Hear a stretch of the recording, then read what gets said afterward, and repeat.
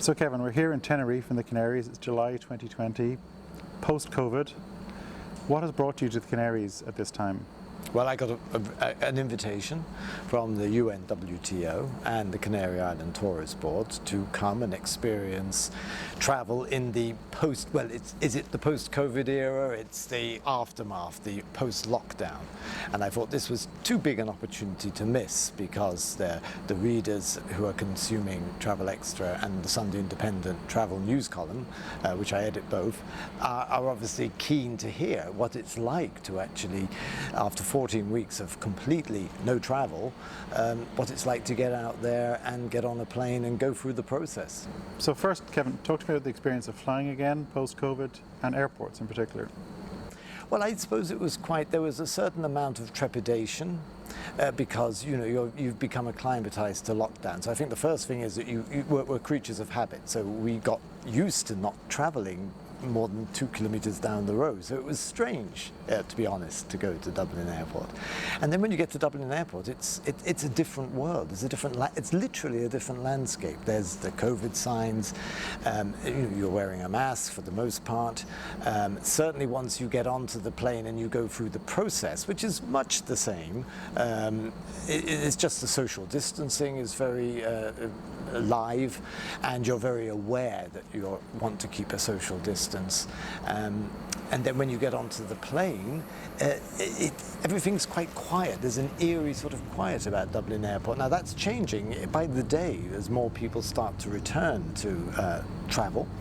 But it was exciting and new. So talk to me about some of the practicalities in terms of, masks and access to bathrooms and food service and so on. How was that all different? Well, in Dublin, we're still not wearing masks compulsory. I've been in Spain now for over a week, and it's weird not to have a mask on. So I think that's a real positive, that everybody wears a mask. And I know that the research on that shows that reduces your chances of receiving and spreading COVID. The first thing is the safety of the passengers is paramount. So it's really quite strictly and rightly reinforced that you're wearing a mask, you're cleaning your hands as you go from one area to another. Everybody's very aware of that, and I think everybody was cooperating. And I think once everybody's doing it, it's no longer a big deal. So now, after a week in Spain, I'm used to having a mask on all the time. And I think that gives you a certain reassurance. The protocols are really, really clear. Everybody on the plane, from the cabin crew, are really very clear. Wear your mask, try to keep a distance. They did serve on some of the legs. I've done several legs, Amsterdam, Madrid, the Canary Islands. You take off your mask when you're eating, but apart from that, it's all very, I think it's quite responsible. And I think everybody seems to feel that they're in it together. We keep on our masks, we wash our hands, and it was, apart from that, reasonably normal. And then talk to me about, once you get to the islands and you were on Lanzarote, the hotel experience and then restaurant experience, the same or different?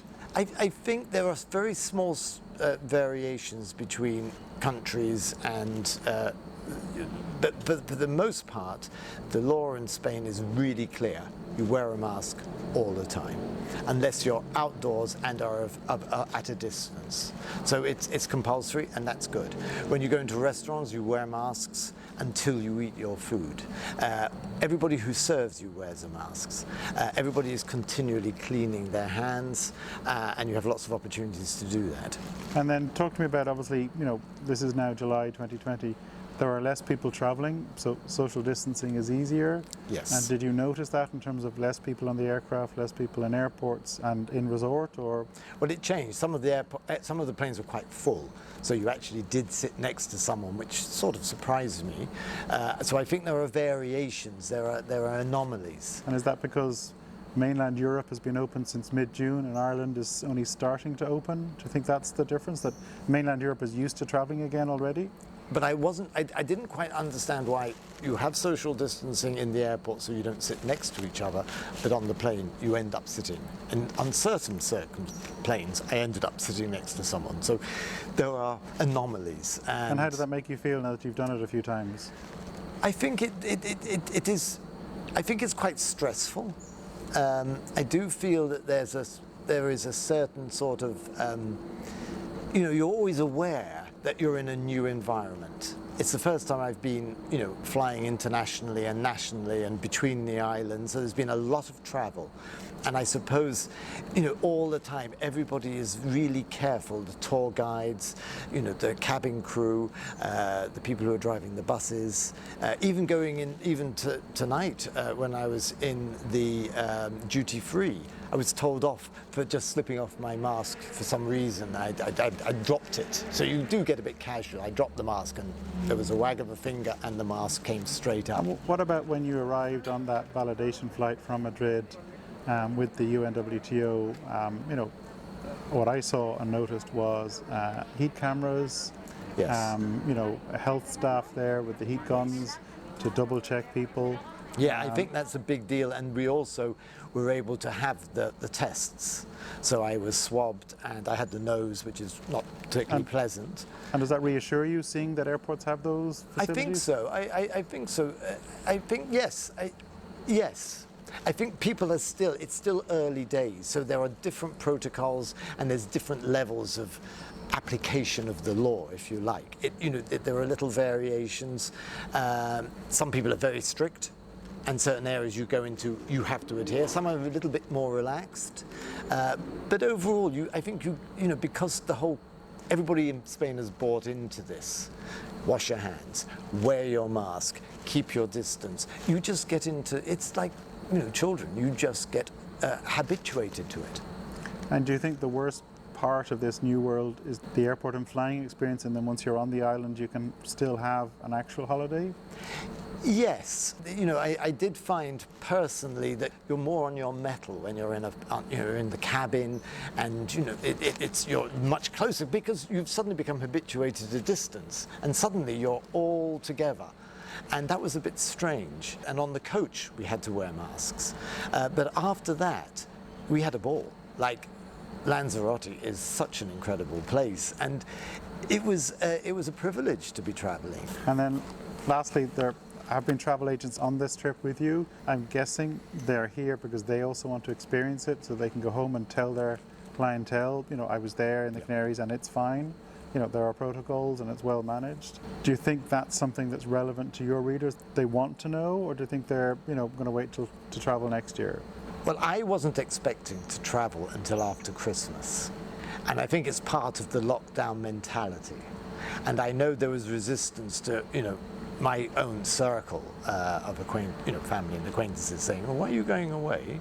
And I think once you've overcome that, because we're habituated to being locked down, once you overcome that and you actually step in the bus or the taxi and arrive at Dublin Airport, you're on your journey. And once we were on the journey, it was an adventure. So would you describe this as similar to the new normal post 9/11, where back then we suddenly had to get used to taking our shoes off in airports and no liquids? This now, mask wearing, in all indoor circumstances will become the norm? I suppose it's more, the 9/11 was this rather remote threat that you could be blown out of the air.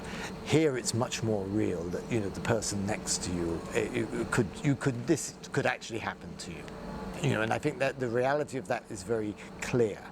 And I think, that is something that I experience. So you do take it responsibility, and you do feel, if you do take off your mask, that you're not really, playing the game, if you like. So I think it's more immediate. And the impact also, I think it was really interesting going to Spain and seeing how a different country is dealing with it and taking it so seriously, because they've had difficulties here. So Kevin, now that you've travelled again, a number of different airlines, airports, does it give you confidence to travel again? I think what you have to do, and what I've done, is follow the advice and the guidelines of the bodies. I do feel I'm really reassured by meeting the doctors and having the tests done and meeting everybody that people are taking this very seriously. And you're giving yourself, if you follow the protocols, you really are giving yourself the best chance. Obviously, you increase your risks. Immediately you leave your house, you're increasing your risks. Immediately you get into a taxi, you get to an airport, you get on a plane, you are increasing your risks. But are they the same risks by going into the centre of Dublin for, work or for a meal? No, they're no different. They are. I don't think they're significantly different. So it is a risk to get out. So I would say, in conclusion, it's been a fantastic experience being out again. Look where we are, and getting to the Canaries and seeing the wonder of travel and just experiencing that unique feeling of leaving your country and just immersing yourself in a completely different culture. The volcanoes, the incredible art of you're surrounded with here, the weather, the beaches, the taste of the food, the fantastic food and the hospitality. Ireland depends on tourists, but in a place like Lanzarote, where I've spent the last week, their whole economy is dependent on people coming, and they love the Irish people. And I really feel I would like to bring back my family to Lanzarote and to introduce my grandchildren and my son, who's a cyclist, and really experience, the hotel we were in, which was for sports people, to really, enjoy that. And I just think it's, everybody has to make a personal balance, risk, reward. And what the Spanish government has really done all they humanly can to reduce the risk. And we have to live. So I am delighted I went on the trip.